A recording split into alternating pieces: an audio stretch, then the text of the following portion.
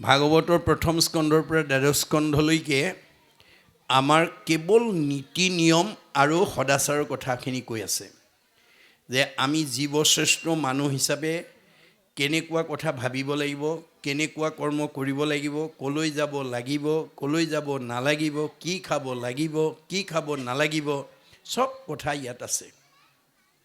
কিন্তু কথাবিলাক কাহিনী উপকাহিনীৰ মাজেদি কৈছে, আখ্যান উপাখ্যানৰ মাজেদি কৈছে। তাৰ পৰা আমি বিষয়বস্তুখিনি আলোচনা কৰি আমাৰ জীৱনৰ লগত খাপ খোৱাকৈ আমি কামখিনি কৰি যাব লাগিব। এতিয়া মহাপুৰুষ শংকৰদেৱে এই ভাগৱতৰ মাজেদি কৈছে, শুনা সাৱধান মনে যত সভাসত তৃতীয় স্কন্ধৰ মহা ভাগৱত পদ। সেই সমাজৰ লোকসকল, তোমালোকে তৃতীয় স্কন্ধ ভাগৱতৰ কথা শ্ৰদ্ধাৰে শুনা। যেন মতে ভৈল ইটো অনাদি পাতন, শুনিওক আচৰ্যাৰ বৈকুণ্ঠত মন। যে এই অনাদি পাতন কেনেকৈ সৃষ্টি হ'ল, এই পৃথিৱীখন কেনেকৈ সৃষ্টি কৰিলে ভগৱন্তই, জীৱবিলাকক কেনেকৈ সৃষ্টি কৰিলে, কেনেকৈ পালন কৰিছে, কেনেকৈ সংহাৰ কৰিছে, এই কথাবিলাক তোমালোকে শুনা। গতিকে শুকত পুচন্ত পৰীক্ষিত নিৰ্পবৰ, শুনিলোঁ অমৃত কথা তোমাৰো মুখৰ। এতিয়া পৰীক্ষিতে কৈছে যে হে শুকদেৱ, তোমাৰ মুখৰ পৰা ইমান সময় মই অমৃতময় কথাবিলাক শুনিলোঁ। যতেক শুনিলোঁ শুনোহো শুনিবাক যাই মতি, অমৃত পিয়ন্তে যেনে নখন্দে টিপিটি। তোমাৰ কথাবিলাক শুনি ইমান মই তৃপ্তি পাইছোঁ যে অমৃত পান কৰি থাকিলেও যেনেকৈ আমনি নালাগে, ঈশ্বৰৰ কথাবিলাক শুনি মোৰ তেনেকুৱাকৈ আমনি লগা নাই। আজি আপোনালোকে ইমান সময় কঠখনত বহি আছে, কোনোবাই চকীখনত বহি আছে, ঘৰত অকলে ইমান সময় বহিব পাৰিলেহেঁতেনে? নোৱাৰে। আজি আপোনালোকক কোনে বহাইছে? যে আপোনালোকক মানে কোনে বহাইছে? আমাৰ বেদে কৈছে, স্ব পৰম অনুৰক্তি ঈশ্বৰেই ভক্তি। যে আজি আপোনালোকে এটা অনুৰাগ কৰি বহি আছে, এটা আগ্ৰহ লৈ বহি আছে, যে ঈশ্বৰৰ কথা শুনিবৰ কাৰণে, জানিবৰ কাৰণে, বুজিবৰ কাৰণে এটা আগ্ৰহ লৈ বহি আছে। আগ্ৰহে আপোনালোকক 6টা প্ৰমোচন দিব। প্ৰথম স্কন্ধ ভাগৱতত এই কথাটো কৈছে, আগ্ৰহ, ৰতি, প্ৰীতি, ভক্তি, শান্তি, 6 নম্বৰত মুক্তি। আমাৰ দেহত থকা জীৱটো আজিৰ দৰে পৰিৱেশলৈ আহিবই লাগিব। নাই মনশুদ্ধি আদি কৰি যতেক আশ্ৰয় সৎসংগ সবাৰো মূল জানিবা নিশ্চয়। কাপোৰ এখন মলি পৰা কাপোৰখন চফা কৰিবলৈ যেনেকৈ চাবোন চাৰ্ফ দিবই লাগিব, আমাৰ দুখ বেদনাত ভুগি থকা জীৱটো মুক্ত হ'বলৈ হ'লে ঈশ্বৰৰ কথা শুনিবই লাগিব আৰু সাধুৰ সংগলৈ আহিবই লাগিব। কপিলে কৈছে, জীৱৰ দুৰ্ভেদ্য পাশ সংগক কহয়, কিন্তু দুৰ্জনৰ সং তেজিবে লাগয়। মা, তুমি যদি জীৱনত ভাল মানুহ হ'ব খুজিছা, বেয়া মানুহৰ সংগ ত্যাগ কৰিব লাগিব। সেই সংগ নিতে যদি কৰে সাধুত, মুখৰ দুৱাৰ তেবে হৈ মুকুট। আজি আপোনালোক সাধু হৈ আছে। সাধু কেনেকৈ হয় সংজ্ঞা দিছে, মূৰ শুনিৰ মল কথা কহন্ত শুনন্ত। আপোনালোকে ৰাতিপুৱা শুই উঠাৰ পৰা গধূলা খোৱালৈকে যদি ঈশ্বৰৰ কথা জানে, পৰিয়াল, জীয়াৰী বোৱাৰী, ওচৰ চুবুৰীয়া, বন্ধু বান্ধৱক ক'ব। আৰু যদি নাজানে, আনে কোৱাটো কাণ পাতি শুনিব। শ্ৰোতা নহ'লে বক্তা হ'ব নোৱাৰিব। আনৰ ভাল কথা শুনাৰ যাৰ ধৈৰ্য নাই, সি আনক ভাল কথা কোৱাৰ যোগ্যতা অৰ্জন কৰিব নোৱাৰে। গতিকে মুত বিনে চিত্ত আন দেৱত নেদন্ত, মা মুত বিনে আন দেৱতাত মনোযোগ নিদিবা। কিয়? ব্ৰহ্মা আদি কৰি জীৱ যত, ৰাম ৰাম ৰাম ৰাম ৰাম, মায়া সজ্যা মাজে আচয় ঘুমতি যায়। আপুনি মইনো কোন? সৃষ্টিকৰ্তা ব্ৰহ্মা, সংহাৰকৰ্তা শিৱ, পালনকৰ্তা বিষ্ণুকে প্ৰমুখ্য কৰি 33 কোটি দেৱতা ভগৱানৰ মায়াত বন্দী হৈ আছে। তেওঁলোক নিজেই আন্ধাৰত আছে। আন্ধাৰত থকা দেৱতাৰ আশ্ৰয় ল'লে কোনোবাই পোহৰ পাব নেকি? আন্ধাৰত বহি থকা মানুহ এজনৰ ওচৰত কোনোবা বহিলে পোহৰ পাব নেকি? নাপায়। ক'ত বহিব লাগিব? ভগৱানে কৈছে, যে মাং প্ৰপদন্তে মায়া মেতাম তৰন্তিতে। মই পোহৰ, মই সত্য, মই শাশ্বত, মই সনাতন। মোৰ কাষলৈকে যেতিয়ালৈকে নাহিবা, তুমি মোৰ সৃষ্ট দুখ দুৰ্গতিৰ পৰা মুক্ত হ'ব নোৱাৰিবা। মোৰ কাষত অহাৰ লগে লগে পৰম আনন্দ আহি মনত মিলয়, তেবে তাক আৰু 3 তাপে নচুৱায়। আপুনি নিজে আনন্দটো থাকিব পাৰে, দুখ বেদনাটো থাকিব পাৰে। আপুনি আনন্দ বিচাৰিলে পোৱা বস্তু নহয়, আপোনাৰ আদৰ্শই আনিব। আপুনি ৰাতিপুৱা শুই উঠাৰ পৰা গধূলা খোৱালৈকে আপোনাৰ ঘৰলৈ অহা আলহী অতিথি ভকত বৈষ্ণৱ বন্ধু বান্ধৱ লগ পালে যদি কৃষ্ণৰ কথা কয়, শুনে আৰু গায়, তেতিয়া আনন্দ নিজে আহিব। তাকে নকৰি আপোনালোকে যদি ঘৰলৈ অহা আলহী অতিথি ভকত বৈষ্ণৱ বন্ধু বান্ধৱক লগ পালে পৰচৰ্চা, পৰনিন্দা, পৰ সমালোচনা কৰে আৰু আপোনাৰ সমালোচনাই যদি আনৰ অন্তৰত আঘাত দিয়ে, তেতিয়া আলোচনা কৰা কেইজনৰ কি হ'ব? ভগৱানে কৈছে পাপায়ো পৰপীড়নম। যোনে আনক আঘাত দিয়া কথা পাতে তাৰ পাপ হ'ব। পাপ হ'লে তাৰ জীৱনলৈ দুখ দুৰ্গতি নিজে নামি আহিব আৰু আয়ুসটো কাটি দিব। মনত ৰাখিব কথাটো। আপুনি আনক দুখ দিয়া চেষ্টা যদি আছে এৰিব। কাক দুখ দিব? চবতে ভগৱান আছে। আনক দুখ দিলে আপুনি দুগুণ দুখ পাব। আনক ঠগিলে আপুনি আনৰ দ্বাৰা ঠগন খাব। If we deceive others we are also' deceive by others. মই যদি আনক ঠগোঁ, মোক আনে ঠগিবই। মই যদি আনক আঘাত দিওঁ, মোৰ দুখ বেছি হ'বই। সেইকাৰণে সৰ্বপল্লী ৰাধাকৃষ্ণনে এটা মন্তব্য কৰি থৈ গৈছে, কি বুলি? We need not cut down the tree to gather the fruits. এজোপা গছৰ ফলখিনি পাবৰ কাৰণে গছজোপা গুৰিটো কাটিব নালাগে। In order to perfect human society it is not necessary for us to destroy the family or the nation.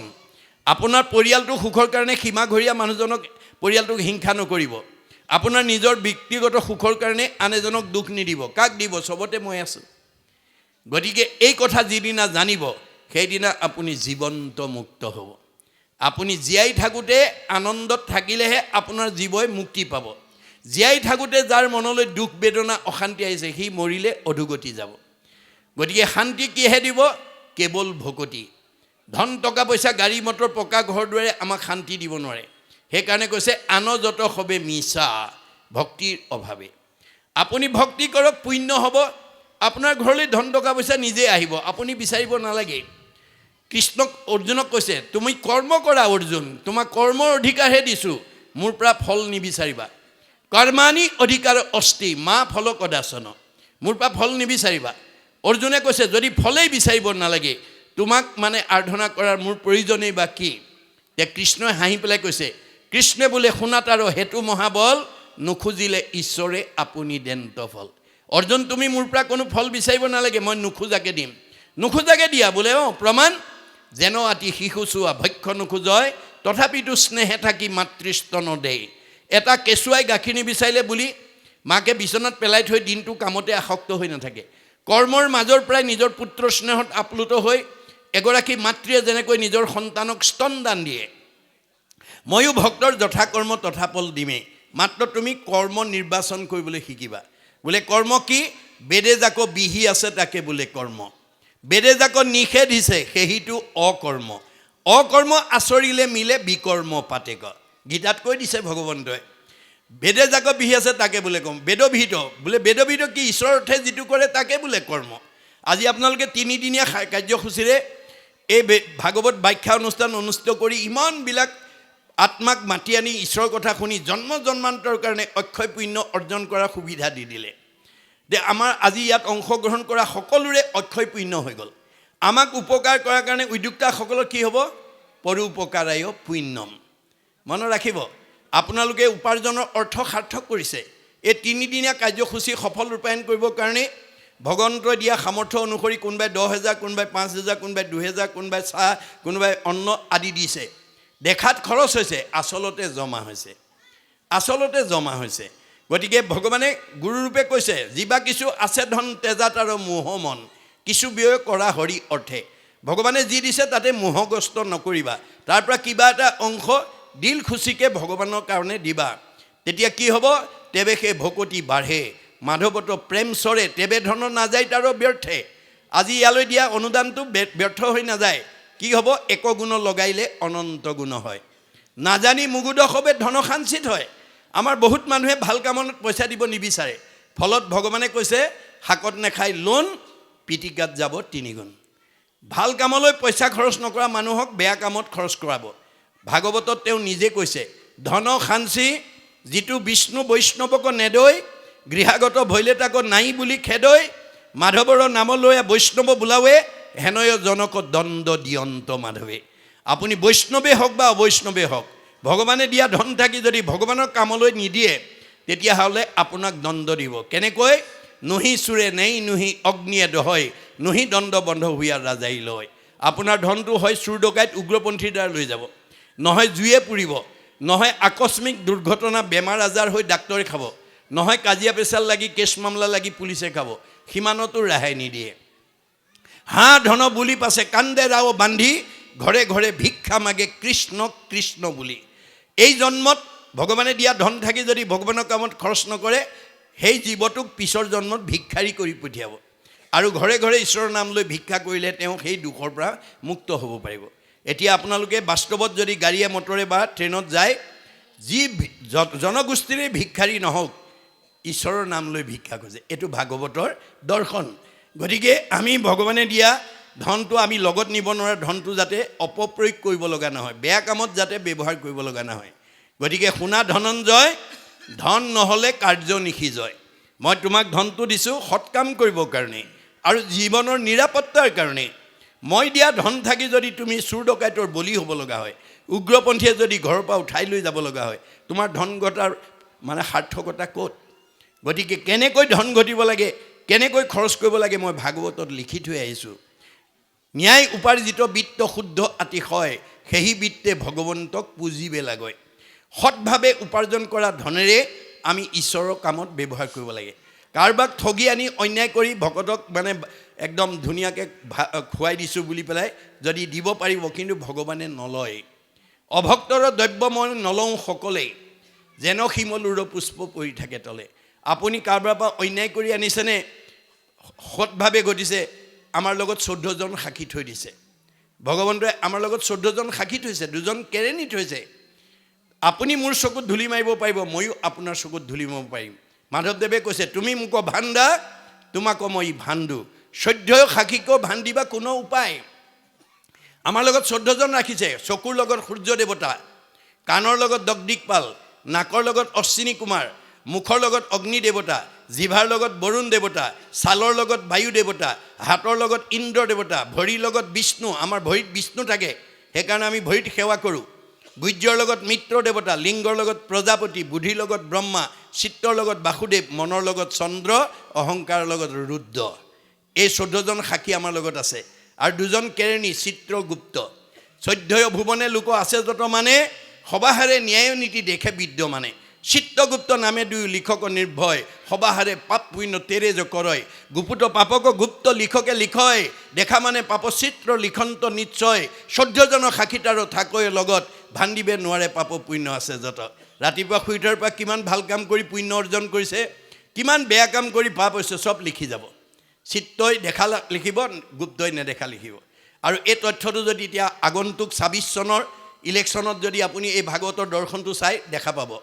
আপোনালোকৰ সমষ্টিৰ পৰা অহা 26 চনত 10 জনমান প্ৰতিদ্বন্দ্বীয়ে প্ৰতিদ্বন্দ্বিতা কৰিব। ধৰি লওক, মই উদাহৰণৰ কাৰণে কৈছোঁ যে আপোনালোকৰ সমষ্টিৰ পৰা 10 জন MLA প্ৰতিদ্বন্দ্বিতা কৰিব বিভিন্ন দল সংগঠনৰ পৰা। আমাৰ ভাগৱতৰ মতে এই সমষ্টিৰ জনসাধাৰণে গৌৰৱবোধ কৰিব লাগে, আনন্দ কৰিব লাগে। কি বুলি? যে আমাৰ সমষ্টিৰ পৰা, সমষ্টিটো আমাৰ পৰিচালনা কৰিব পৰা যোগ্য ব্যক্তি, আমাৰ MLA প্ৰতিদ্বন্দ্বিতা কৰিব পৰা ব্যক্তি আমাৰ সমষ্টিত 10 জন আছে। কিন্তু কেইজন মানে জিকিব? এজন। কোন জিকিব? আমাৰ ভাগৱতৰ 4ৰ্থ স্কন্ধত কৈ থোৱা আছে। সেইকাৰণে কোনোবাই যদি ৰাজনীতি কৰিব মন আছে ভাগৱত শুনি ল'ব, অৰ্থনীতি কৰিব মন আছে ভাগৱত শুনি ল'ব, সমাজনীতি কৰিব মন আছে ভাগৱত শুনি ল'ব, আৰু ধৰ্মনীতি কৰিব লাগিছে ভাগৱত শুনি ল'ব। ভাগৱত নুশুনা কোনো ৰাজনীতি, ধৰ্মনীতি, অৰ্থনীতি, সমাজনীতিয়ে স্থিতি সলনি কৰিব নোৱাৰে। আমাৰ মতে এখেত জিকিব লাগিছিলে, কিন্তু ফলাফলত এখেত জিকিলে। ভগৱানে কৈছে তুমি চৰ্ম চকুৰে চাইহে এওঁ জিকিব লাগে বুলি কৈছা। মইতো 14 জন সাক্ষী, 2 জন কেৰেণীৰ তথ্য ভিত্তিত এওঁক জিকাইছোঁ। মনত ৰাখিব কথাটো। গতিকে আমাৰ ভাগৱতৰ মতে যিসকলে 26 চনত MLA প্ৰতিদ্বন্দ্বিতা কৰিম বুলি বহু আগৰ পৰাই সমষ্টিৰ উন্নয়নৰ কামত তৃণমূল, আত্মা, পৰিয়াল, সমাজ, অনুষ্ঠান, প্ৰতিষ্ঠান, দল সংগঠনৰ উপকাৰৰ কামত অৱদান দি আছে, এই 10 জনৰ ভিতৰত যাৰ অৱদানৰ পৰিমাণ বেছি হ'ব, যাৰ পুণ্য নম্বৰ বেছি হ'ব, সি বাই হুক অৰ বাই ক্ৰুক তেওঁকে ভগৱানে জিকাব। আপুনি বাহিৰৰ পৰা দেখাজন নিজিকিবও পাৰে যাৰ কাৰণে দাৰ্শনিক পণ্ডিতে কৈছে things are not what they seem আপুনি বাহিৰৰ পৰা দেখা বস্তুটো আচল নহয় আমি বাহিৰৰ পৰা দেখা মানুহজন আচল মানুহ নহ'বও পাৰে আমাৰ বুঢ়াসকলে কয় বাহিৰে ৰং চং ভিতৰি কুৱা ভাতৰি আপোনাৰ বাহিৰৰ পৰা সাজে পোছাকে কথাই বতৰাই ধুনীয়া কিন্তু ভিতৰত কপটো থাকিব পাৰে সেইটো কথা চিত্ৰগুপ্তই চাই থাকিব 14 জনে সাক্ষ্য দিব যে আমি ভাগৱত শুনাৰ লগে লগে এই বেয়া স্বভাৱবিলাকৰ পৰা আমি নিজক মুক্ত কৰিব পাৰিম ভাগৱতে আমাক নিয়ম বান্ধি দিয়া আছে আৰু কৈছে সম্প্ৰতি চেদিও ঋষি সংশয় মনৰ সৃষ্টিৰ মধ্যত মহাপুৰুষ ঈশ্বৰৰ গতিকে আমাৰ সৃষ্টি ভগৱন্তই কৰিছে পালন তেওঁ কৰিছে সংঘাৰ তেওঁই কৰিব কেৱলে থাকন্ত হৰি একে ব্ৰহ্ম তত্ত্ব কি মতে সৃজন্ত কৃষ্ণে ইটো ত্ৰিজগত তেওঁ তত্ত্বৰূপে থাকি কেনেকৈ সৃষ্টি সৃজন কৰিছে পালন কৰিছে এই বিষয়ে কোৱা এই কথা শুনিবাক মূৰ বৰ চিত্ত কহিউক ঋষি তুমি কৃষ্ণৰ চৰিত্ৰ এই কথাখিনি শুনিবৰ কাৰণে মোৰ আগ্ৰহ হৈছে গতিকে তুমি মোক কোৱা যি মতে সৃজন্ত ইটো অনাদি পাতন যেন মতে সৰ্জা ব্ৰহ্মা আদি দেৱগণ গতিকে কেনেকৈ সৃষ্টি কৰিছে এই অনাদি পাতন তুমি মোক কোৱা যেন মতে সাতু স্বৰ্গ কৰন্ত নিৰ্মাণ যেন মতে সৃজন্ত পাতল সাতুখান যে অৰ্ধত সাতখন তলত সাতখন অধ